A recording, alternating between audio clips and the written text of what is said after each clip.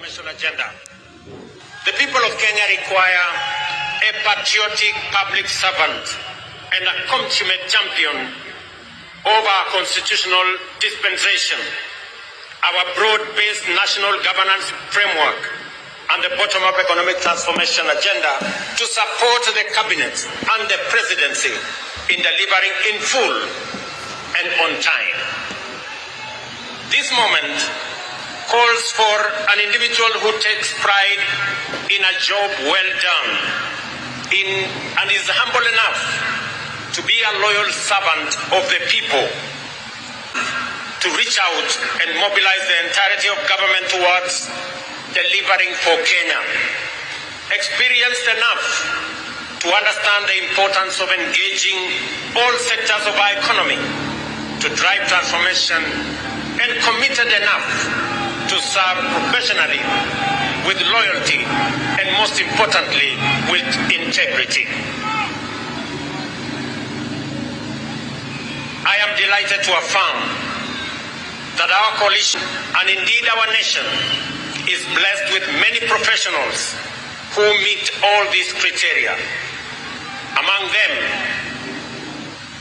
Abraham Kithure Kindiki stands out for his exceptional qualifications, extensive experience, and wide-ranging accomplishments. I am honored that he is available. He has told me he is ready, and I know he is willing to serve as my deputy.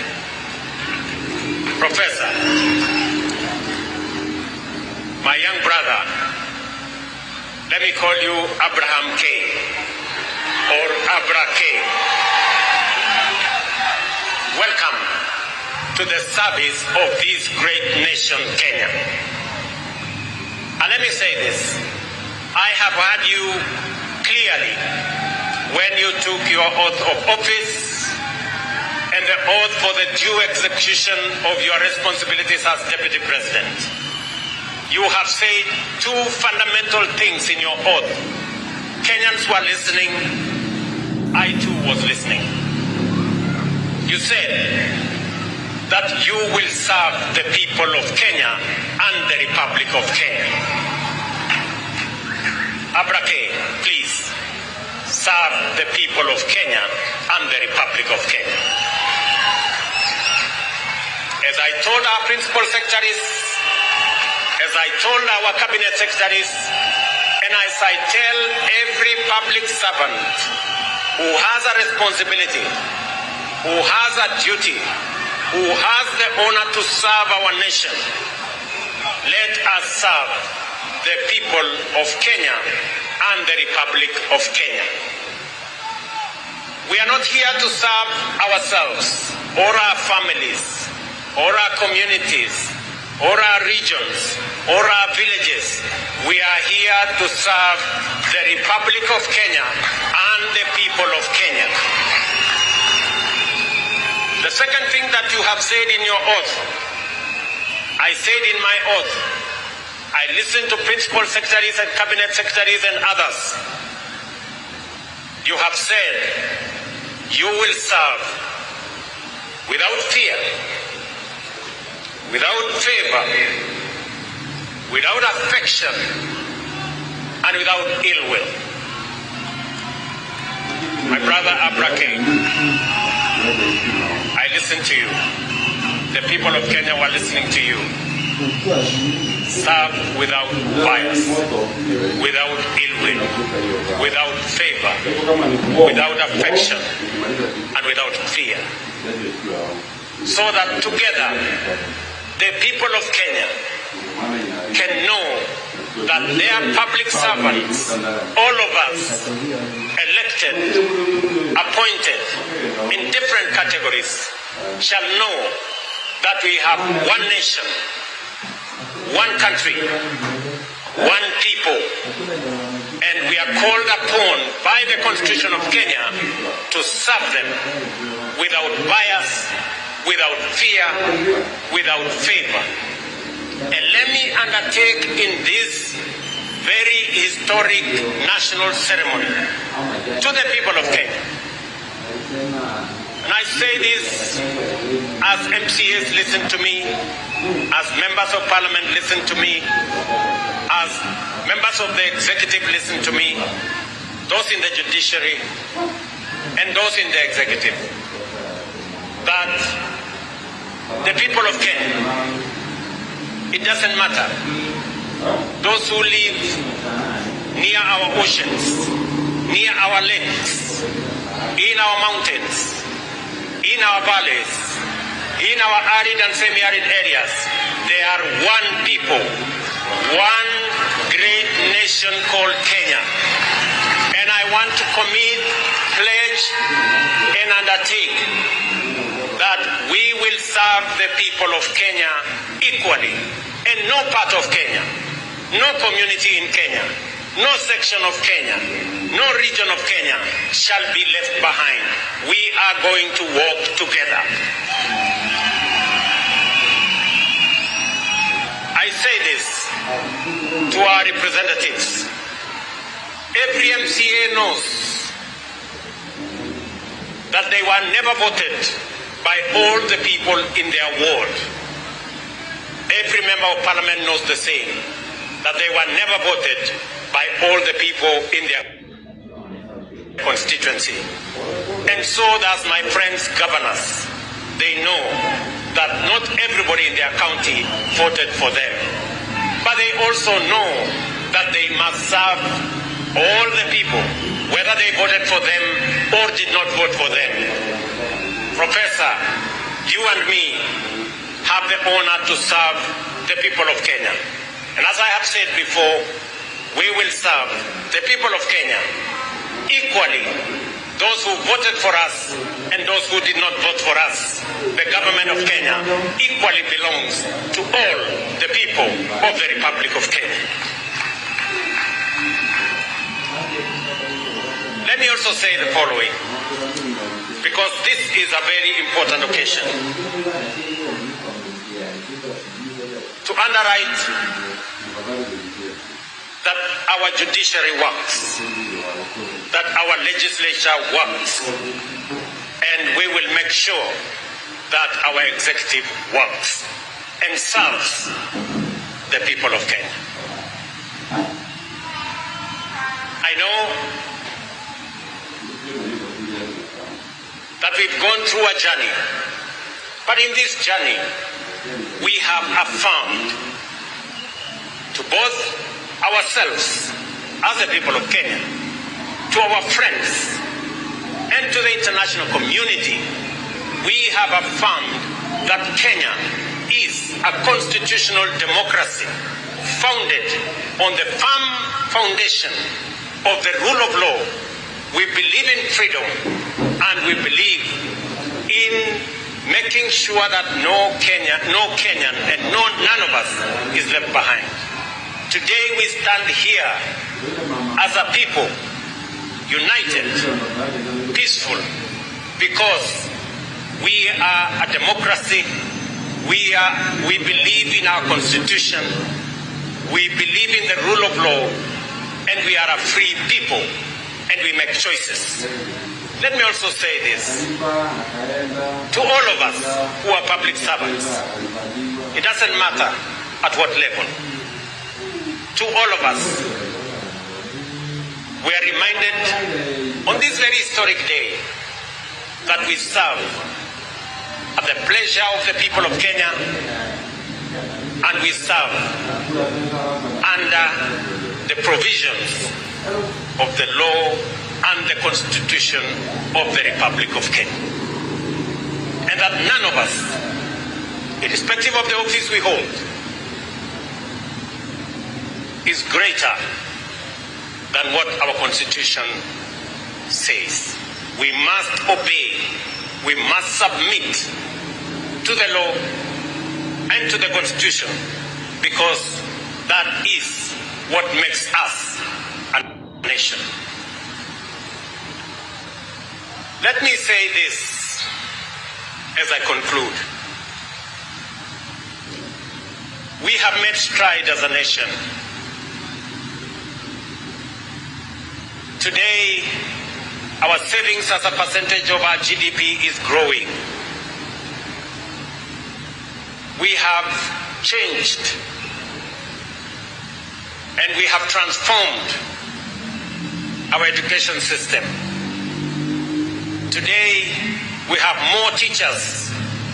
We just announced another 20,000 teachers. We have a new funding model that is student-based, which we are refining to make sure that no child in Kenya is left behind.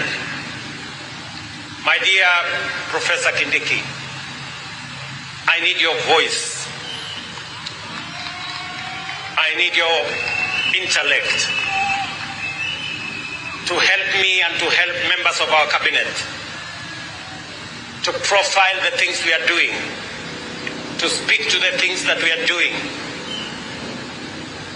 I have almost become a lonely voice in the executive, especially in the presidency, speaking about our projects, speaking about our programs, elaborating on what we are doing. You are eloquent, my brother. You are intelligent, my brother. I am confident that you will do that which I have missed for the last 2 years. I know you will.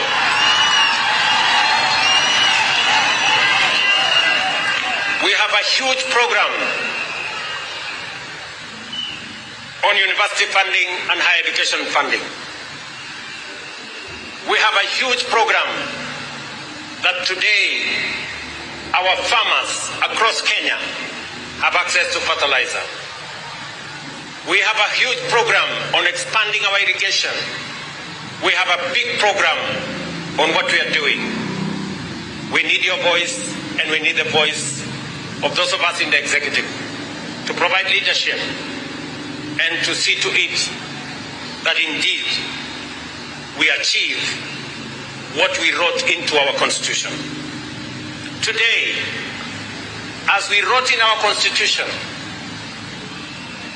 Kenya Power has turned around and today is a profitable company. So is Kengen, because of the stewardship that we have put in place. My brother, our manifesto is elaborate. Our manifesto is transformative. We are implementing it page by page, paragraph by paragraph, chapter by chapter, because we have to transform this great nation, and failure is not an option. We must. We have a big program on rural electrification to connect close to 300,000 homes across Kenya. I need your support to the Ministry of Energy, who are doing a wonderful job in that exercise. We have a big program on markets across Kenya. We have a big program on housing across Kenya. Today, we have 160,000 people working in a housing program. By December, actually next month, we will begin to hand over the first 1,000 houses under our program. Under the program that will make ordinary people, Mama Mboga and Boda Boda, pay 3,000 shillings every year and access housing in the Republic of Kenya.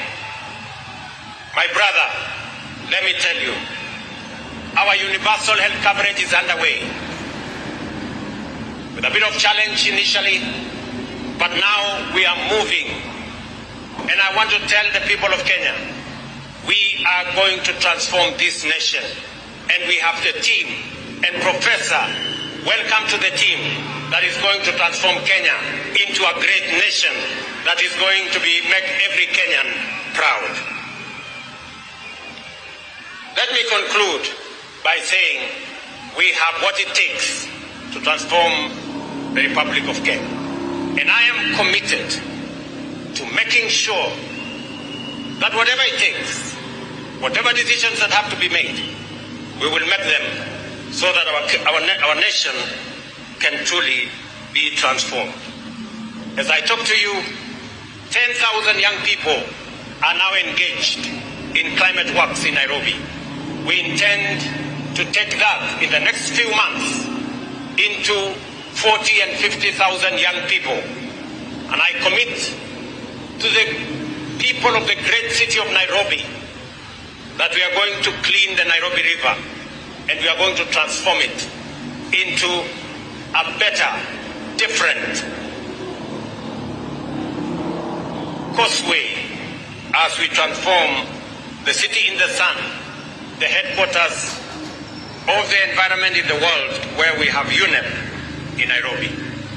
We're also going to roll out the program that will make sure that we tap into the private sector and make sure that we can work through public and private partnership to make sure that we roll out some of the urgent, important programs that are important for the transformation of our nation. Let me conclude by asking all of us, members of the legislature, members of the judiciary, especially our investigative institutions, to make sure that we ensure that public resources are used efficiently, effectively. I call upon the Office of the Director of Public Prosecution, the offices of the DCI and the offices of the IG to work with the judiciary so that the corrupt can be firmly, decisively dealt with in the Republic of Kenya, and the citizens of the Republic can get their due in the expenditure of public resources. I know that of recent we have seen incidences of our girls, our mothers, our women who have been murdered in cold blood.